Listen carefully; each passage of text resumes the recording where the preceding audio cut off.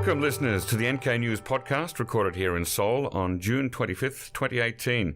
I'm your host, Jacko Zwetsloot. Joining me today in the studio are three academics with whom I'll be having a speculative discussion about North Korea's long-term future. Once again, NK News is offering a free year's subscription to one reviewer who reviews our podcast, not only at iTunes, but also at other platforms. And you can save $50 off your NK News subscription by using the code PODCAST at the checkout. Don't forget, if you enjoy the podcast, please share it with others so that our listenership will grow. Now, let me introduce today's guests. First, we have Dr. Jun Park, currently a research fellow at the Key Research Institute and Northeast Asia Center of Seoul National University. She has a PhD in political science from Boston University and an MA and BA also in poli-sci from Korea University, where I once spent a year as an exchange student. Her research interests are international political economy and regional political economy, and also trans-regional economic and security relations, as well as quantitative methods. Her CV is much more impressive than I can even begin to summarize now, so we will link to her full profile on the webpage of this episode. Next, we have Dr. Tony Michel, who originally came to Korea in 1978 as a research economist for the Economic Planning Board. He has stayed in Korea working in business, teaching, and advising Korean government ministries directly and indirectly. Most relevant to this podcast, he has been involved in projects in North Korea going back to 1993, including assisting Western investment into the free economic zone of Rajan-Sonbong and the establishment of a joint venture pharmaceutical factory. He looks forward to going back into North Korea for future projects as soon as sanctions are eased or lifted. Finally, Dr. J.R. Kim, or Kim Jong-No Baksanim, formerly a spokesman for the Ministry of Unification and also its Director of International Cooperation and Assistant Director of Hanawon Training Center for North Korean Refugees. Currently, he is the Director of Planning and Research at the North Korean Human Rights Center of the Ministry of Unification. In 2015, he published a book on the Northern Ireland peace process after being encouraged to look at it as a potential model for a peace process on the Korean Peninsula. He has a BS in economics from MIT, a master's in international affairs from Columbia University, and is currently working on a PhD dissertation at Cambridge University. Welcome to all of you, and for the purposes of this podcast, I'm going to refer to you all as June, JR, and Tony. So it's perhaps fitting that we should be recording this podcast on June 25th, the 68th anniversary of the outbreak of full-scale war between the two Koreas. Given that, let's start by asking each of you, now that we have seen summit meetings between North Korea and South Korea and North Korea and the United States in the last 2 months, where are we now in terms of seeing an end to the Korean War?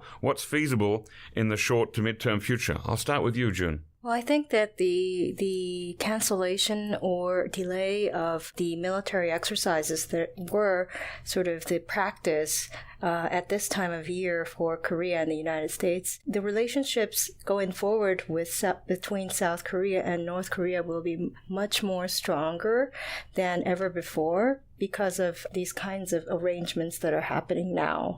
And in the meantime, there will be geopolitical contest by international companies that are willing or looking to invest within North Korea or on projects in South Korea involving North Korea.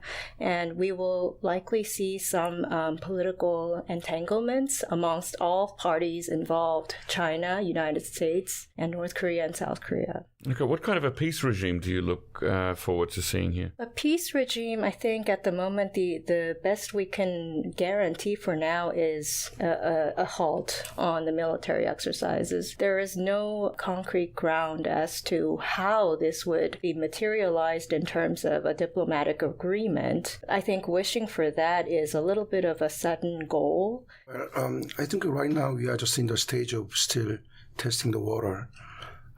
Each party is involved in this whole process is taking their first steps toward building peace and reconciling the Korean Peninsula. But that's about it. I guess it's a little too early for us to jump into any conclusion or to become too optimistic about the near future. So right now, everybody is just cautiously taking their first steps toward the end they desire. Okay, thank you. And Tony? Yeah, not disagreeing with what people have said so far. The April 27th agreement did say by the end of the year there should be a peace settlement.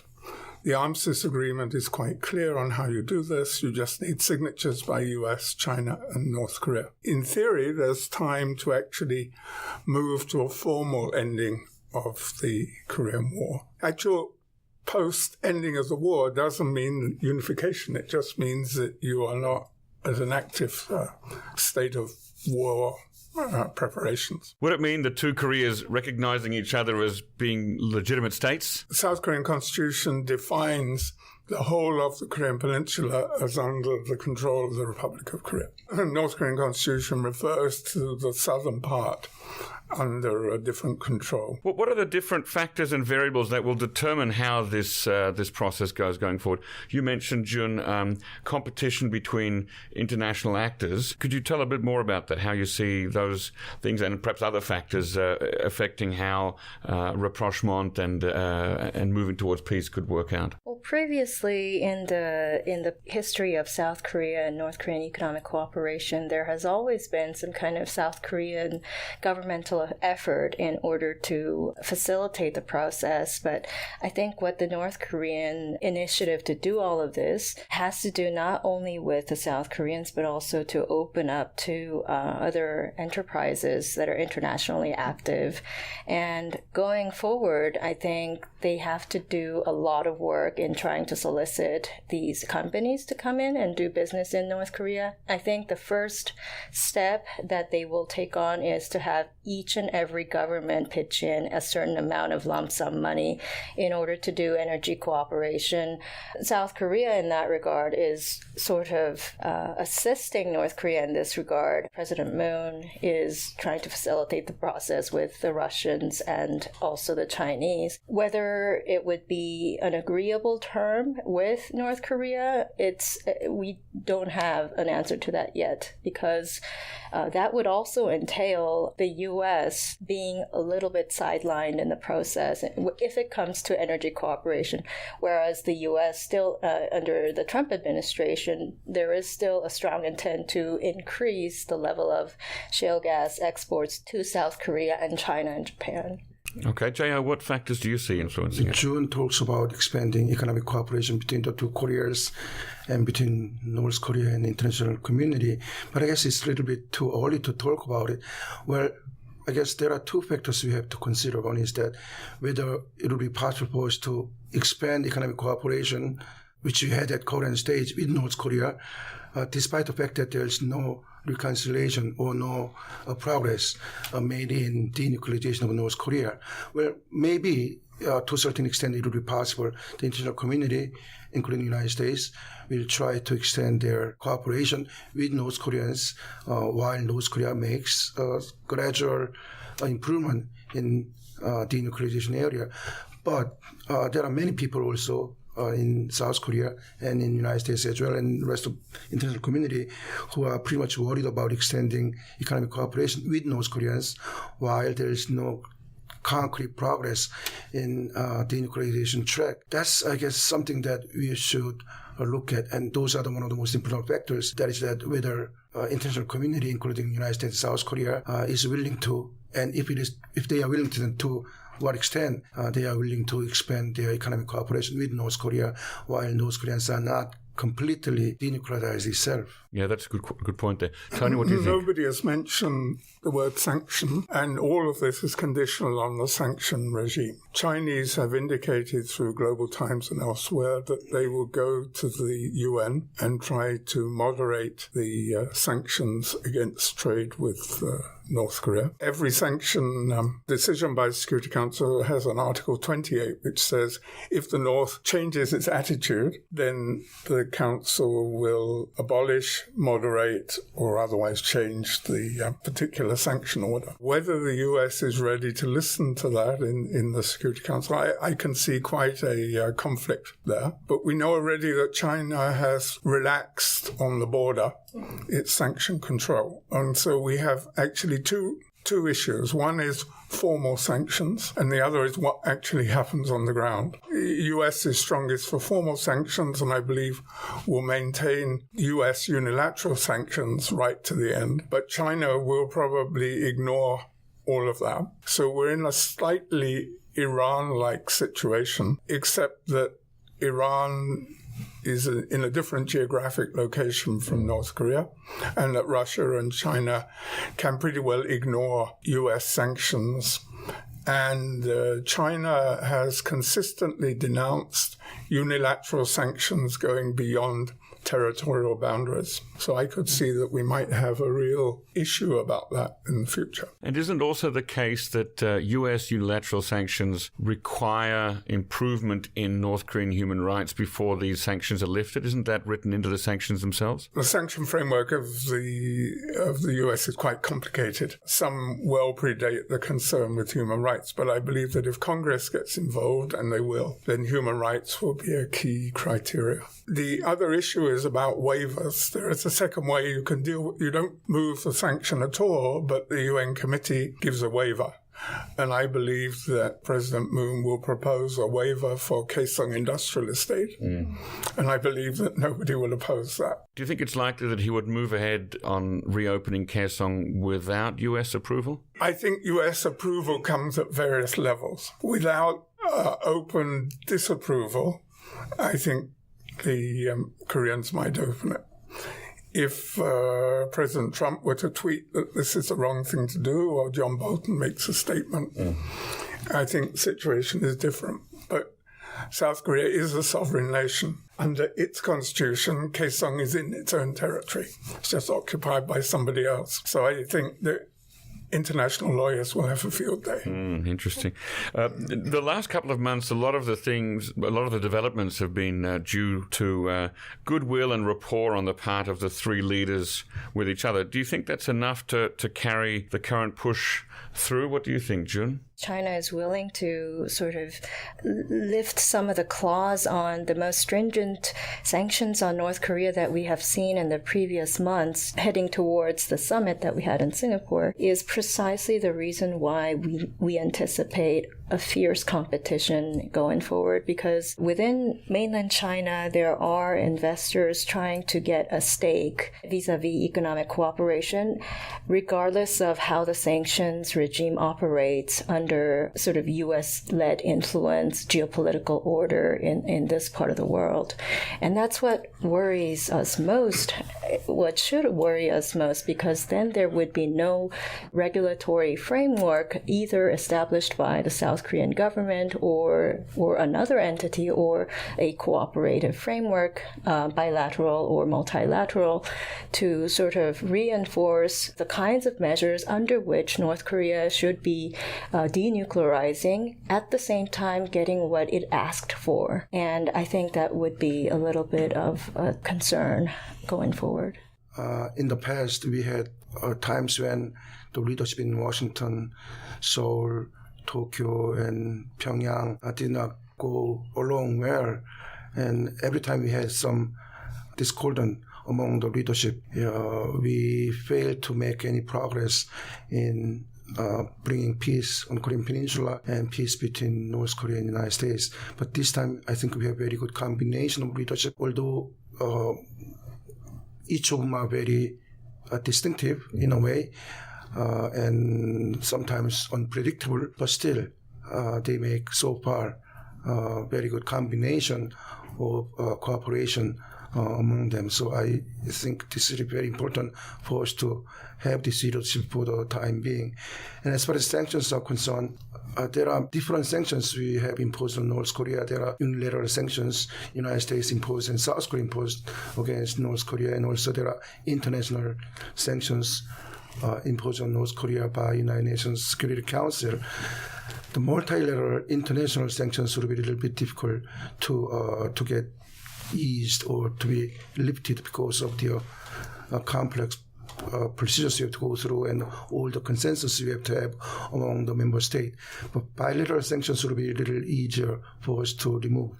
But in both countries, both United States and South Korea, there are the President and Congress and President and the general public.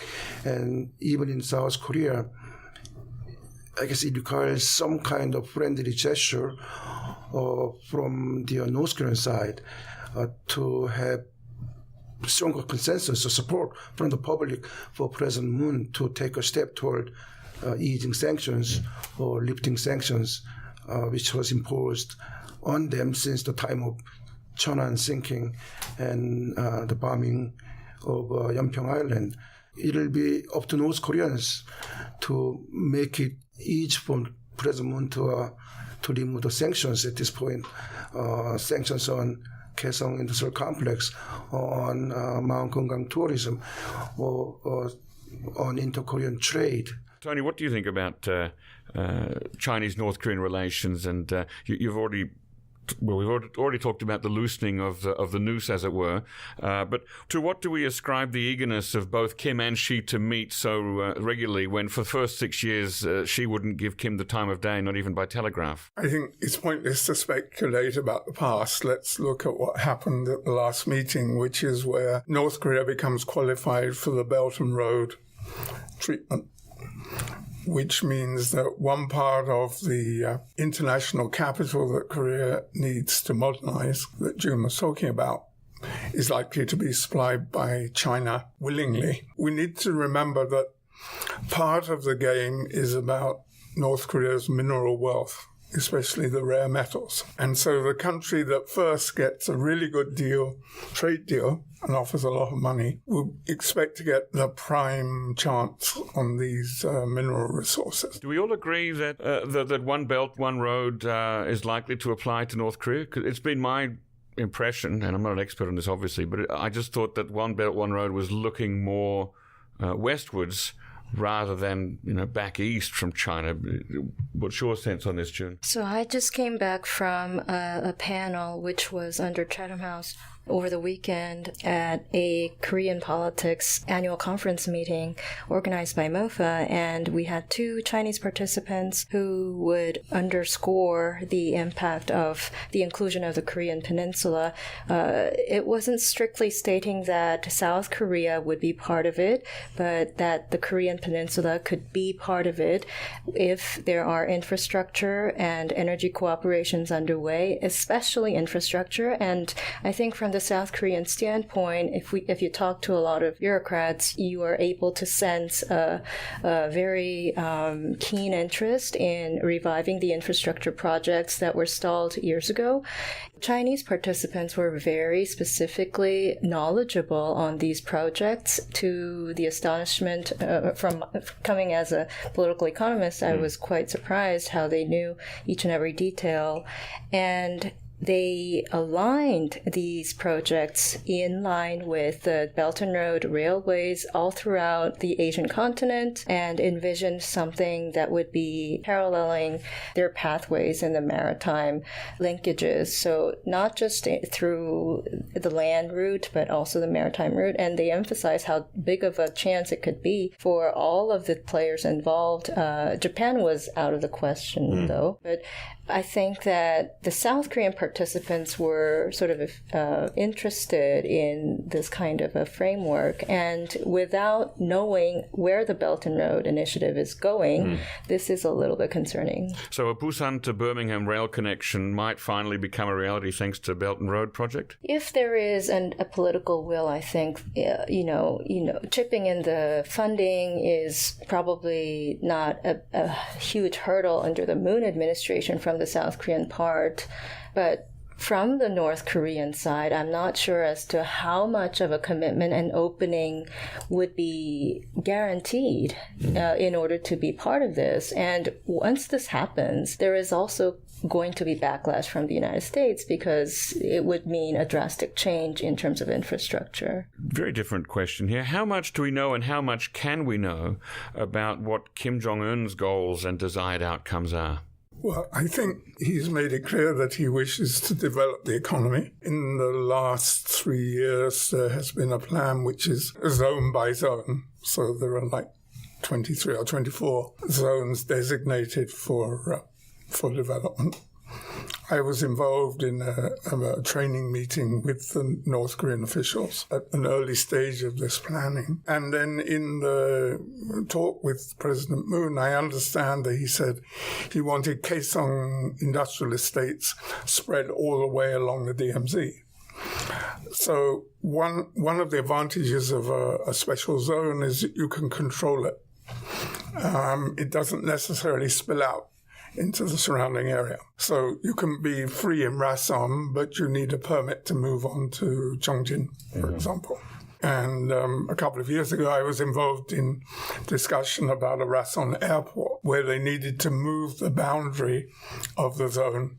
And there were all kinds of discussions, including kind of Berlin Corridor Road down to this airport. I mean, these are just discussions. But I see for South Korea that highway connections to China are the most important thing. The economy of North Korea is not that big. It's smaller than any single province in China, and the population is smaller than any single province.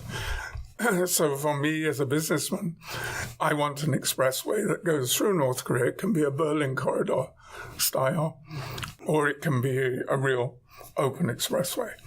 But that's where things will really change here.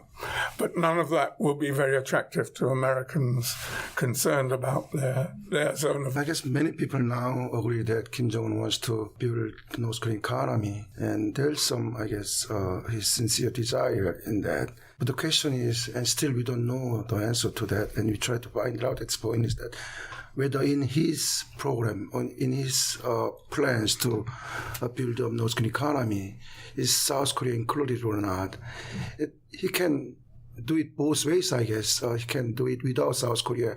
If he can connect his economy to Chinese economy and probably Japanese and Russians and even the American and rest of international economy, then he can still find a way to build up his economy by opening up to international community other than South Korea. And he has, as Tony mentioned, opened a number of special economic zones across the country. But only 2 of them are open to so far South Koreans. And even those 2 are not open to South Koreans at this point, Kaesong and Maum Keungang. So he is only willing to cooperate with South Koreans in very limited area, especially on the 2 Korean borders. Whereas South Koreans wanted to expand their cooperation into and across the country. Years ago, there is an international program led by United Nations Development Program, UNDP, and both South and North Korea was part of it. South Korea participated as the major observer. Back then, in the early 1990s, the program could not be successful because North Korea didn't show strong interest in that, and China had no money, whereas Russia also had strong interest but no money. So none of the parties involved in the project was able to carry them out. But maybe this is something that can be refocused and had a new light on. I think that we pretty much agree that there has been some desire coming from North Korea with regard to having a stronger economy, because the country has been under crippling sanctions for quite some time now. Kim Jong-un, under these kinds of circumstances, was not able to provide for the rest of the population. And that could also trigger some domestic discontent towards the leadership, which puts him under jeopardy politically. And so I think it is fair to say or believe that Kim Jong-un has a very strong intent to open up. But as JR just mentioned, it's questionable, because going forward, this kind of opening up changes a lot of the geopolitical order that we already have in place right now. Even if China wants to get a bigger stake in this, and Russia as well, there has to be some political will from the South Korean government and its constituencies going forward in terms of cooperation with North Korea. Judging from how the U.S. is reacting, especially with the reinstallment of the sanctions, I think that whenever there is going to be an economic cooperation scheme, whatever it is, there will be pushback. And certainly, Mike Pompeo has stated that tax money is not going to get involved. So we would likely see more non-U.S. interests coming on, but the U.S. would not be welcoming them. Now, at the Kim-Trump summit, President Trump showed a remarkable promotional video outlining the potential future paths for North Korea. It included the famous picture of South and North Korea at night with the North in darkness. Then it shows a computer-modified picture of the North showing a fantastic light show at night. Assuming that we keep going as we have been in the last few months with the peace process, and that economic growth and opening in the North that we've just talked about, and that takes off, how long would it take, or how long could it take for North Korea to reach such a state? I know it's a very speculative question, but let's just look at most optimistic estimates first of all. I think it all would depend on how much leverage that China has over the United States in the long term. This has to do with the differences of political systems. While presidential systems have changing leadership, Xi Jinping is slated to rule indefinitely for the time being. And even if Kim Jong-Un continues on this path, there could be plans that are toppled over because of the changes in the presidencies in the United States or here in South Korea. And it has always been the case in the previous decades. So we should not expect too much of an expedited economic development in North Korea. It has to be a more gradual kind of a process. I guess one advantage North Korea has over South Korea is that North Korea has rich natural resources, mineral resources, and South Korea, because of that, had to depend on export-driven growth. And North Korea is also a small country. Their domestic market is relatively small, so they have to be export-dependent country as well, to get fast growth. It is true that North Korea, to many people's surprise, is a export-driven country even at this point. Right. They depend more than 50% of the economy on trade with China these days mostly. North Korea was a major player in Comecon back in the 1970s and 80s, supplying light industry goods that Russian economy couldn't provide. The economy of North Korea cannot grow more than 10 to 15%. You mean per year? Per year, because no economy has ever grown faster than that. Shenzhen was able to maintain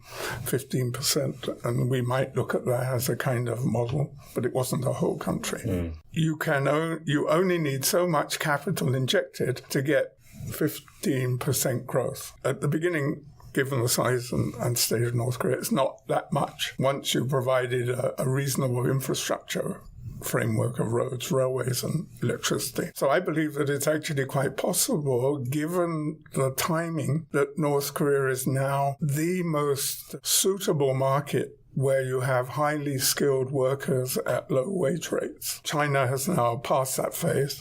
Vietnam is more expensive than North Korea will be. There is actually a super moment for North Korea if it's able to be open at this in the coming year or so. But just taking advantage of their cheap skilled labor and focusing on labor-intensive industry, that do not help them to reach the point of South Korean economy, the level of South Korean economy.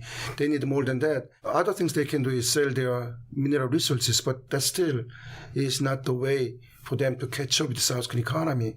They have to come up with a more value-added product. Maybe they have to convert their high-tech in military industry to civilian industry, civilian economy, and they use their missile technology, they use their nuclear technology, whatever, to come up with more high-tech, value-added export.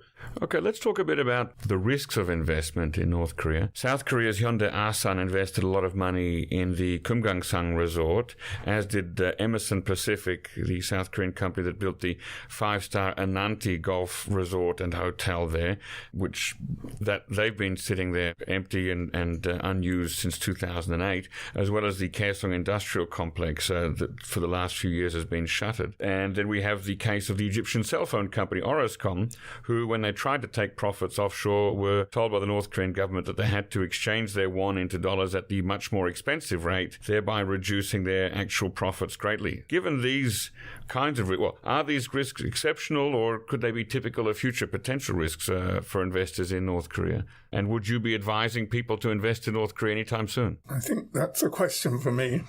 Obviously, political risk is the highest one. The first ventures you mentioned were all closed because of political risk. Orascom made some mistakes in the way it negotiated its contract without making it clear whether they were adopting the official rate or the unofficial rate. Indeed, the exchange rate is an important issue going forward, and I see some very bad thinking coming out of Ministry of Strategy and Finance and FSC on that. Everybody should take the free market rate, and North Korea should abolish the official rate or move it step by step up. So in terms of investment and risk in North Korea, would you be recommending to company or advising companies to think about investing in North Korea? Absolutely, providing you've got your sanctions worked out properly. Otherwise, you're back with political risks. So, I guess one other factor you have to consider on that is that North Korea is a socialist country. The political party rules over the economy or the rest of government. So North Korea Workers' Party dictates economy. As long as that system stays in the same principles of market economy, would have a very difficult time to be operating in this system. So if Kim Jong-Un, as the leader of the party, makes the decision to change the system, then, but even if he makes the decision, it will not happen automatically. We need to educate the people in the party, the policymakers in the party and the government as well. So what the international community should do once we make sure that Kim Jong-un made this decision to change his country, we have to provide all the opportunities for education to these people in the North Korean Workers' Party and the government. Can I come back very briefly? One, I'm a European, so we're used to dealing with socialist countries. We have mixed economies. So there's no great difficulty in dealing with it. Secondly, since 2002, North Korea has recognized private enterprise by North Korean citizens. So there's a growing literature about the Dongju and Changmadang and so on. And all of these exist. The only question we don't know is how badly the sanctions have damaged them relative first to state-owned enterprise. How would economic growth affect the lives of ordinary North Korean citizens?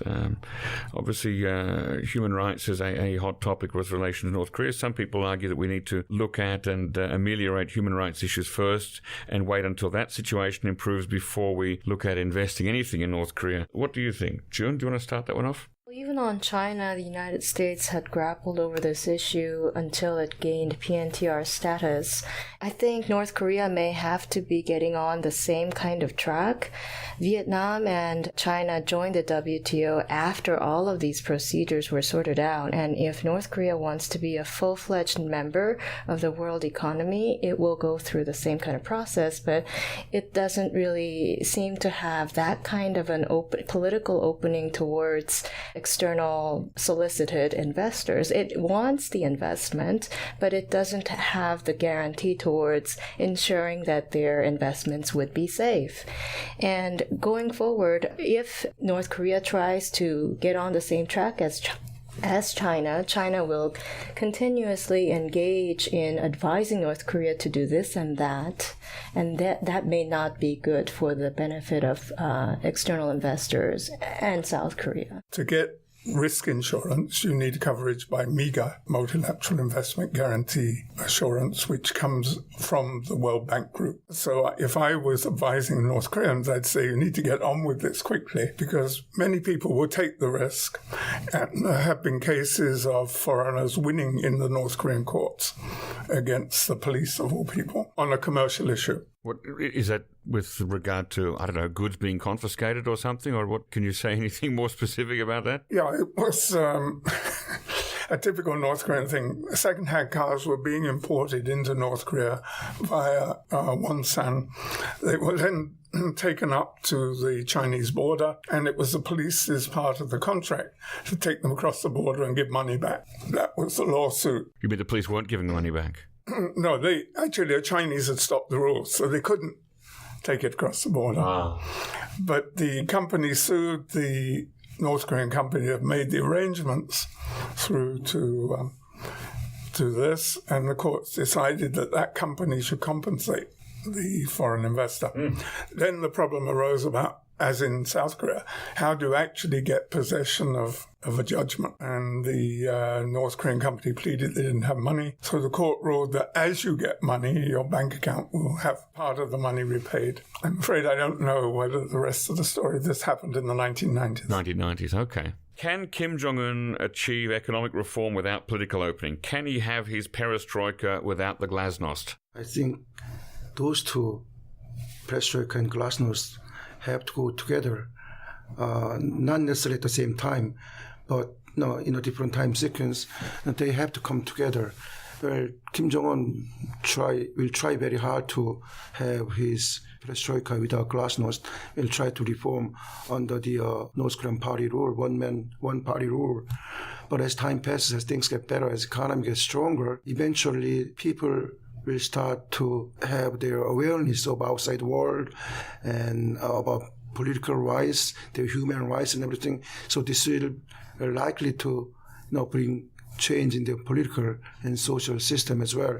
So glasnost will follow sooner or later. I think that's a very positive outlook, and I wish it could be like that. There is a portion of Tae-Young-Oh's book that leads me to question whether these solicitations from North Korea could be everlasting going forward if North Korea tries to strengthen its political regime after years of economic opening because it wants to strengthen the Kim Jong-un leadership. Then we would be in chaos like we've gone through in multiple different sessions in the past.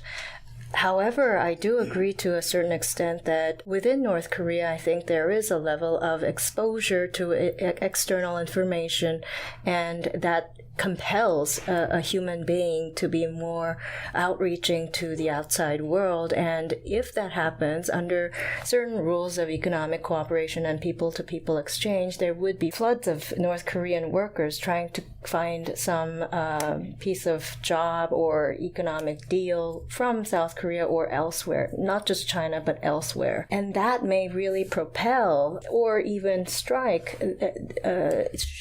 the North Korean regime to an extent that we have never really seen before. And I guess what we should only think right now is that we are on shaky grounds on predicting the lifeline of the North Korean regime. I think the idea that democracy and economic growth go together is unfortunately not well-founded. Belarus, Kazakhstan, Vietnam, China have all gone into economic change, but not political change. At the moment, they're finishing counting the votes in Turkey, where democracy has been rolled back very fast. So I don't have any faith in that process, but there will be Gwangjus, there will be the kind of democratic revolution of 1987. Whether they are successful, I agree with June that North Korea is actually exposed to more influences than Vietnam or China. Well, I'm not sure about China, but maybe these attempts succeed and maybe they are more peaceful. The present voting system for the Supreme People's Assembly, I am told, and I can only say what I'm told by North Koreans, is that there is a kind of primary system where a candidate is proposed and other people can stand against the candidate, and then the vote is on the final candidate, so you get 99%. That sounds like a potential to have a more bottoms-up local democracy. Let me throw out a curly moral question. Should the Kim family be aided and abetted in their continued rule over North Korea? Morally, you may not accept that, but realistically speaking, you don't have any better alternative. That is the problem at this point. I mean, we need more stable North Korean leadership to deal with, to discuss and to build our future together with the North Korean leadership. And Kim Jong-un leadership seems to be very stable. And it's not just Kim Jong-un or the Kim Il-sung family that's taking over the entire country. Although it could be manipulated, could be brainwashed, or could be compulsed, still there are partially some consensus among North Korean leadership, some part of North Korean population that supports Kim Jong-un family leadership. So I guess the best thing we can do is just take for granted at this point. And as time passes on, as we build up greater cooperation with North Koreans. Hopefully, North Korean economy gets stronger and better, and that will, in a way, have a spillover effect on North Korean consciousness, so that democratic capacity within North Korean society sort of builds up gradually. Then eventually, North Korean people will realize and will develop capacity strong enough to, change their leadership. If I have a moral bucket list, removing Kim Jong-un is pretty low on the list of priorities. I think we have a whole range of things to do first. And I would start with stopping censorship between the two countries. Still, South Korea does not let me go to North Korean websites, does not allow me, if I'm detected, bringing books into South Korea, does not allow South Koreans with relatives in the North to send them letters, send them emails or other things. Well, actually, if you are to communicate with your partners, potential business partners in North Korea, or you are looking for one in North Korea, you have to get approval from the government. But these days, it's just automatically given, more or less free to communicate with North Koreans, to start your business with North Koreans. It's just North Koreans that do not allow communication with South Koreans freely. What about the accessing North Korean websites that Tony mentioned? Okay, that's still a problem, I guess. There's some restriction on accessing the internet site, provided by North Korean authorities. Well, we can't read the Nodong Shinmun website here every day. That's right. Can't watch Korean Central Television. So this is not only, let's not pick on South Korea. You can't read the Korea Times or Korea Herald in North Korea. We need to make a whole moral map of all the issues and decide which ones we're going to tackle first. And I would start with the things that affect ordinary lives, ordinary separated families, prisoners, and so on, rather than worry about who is running North Korea right now. That's exactly what we wanted to do, years ago, by expanding interactions and cooperations with North Koreans, including communications more freely with North Koreans. But all of a sudden, Seoul efforts got stopped because of the military provocation by North Koreans.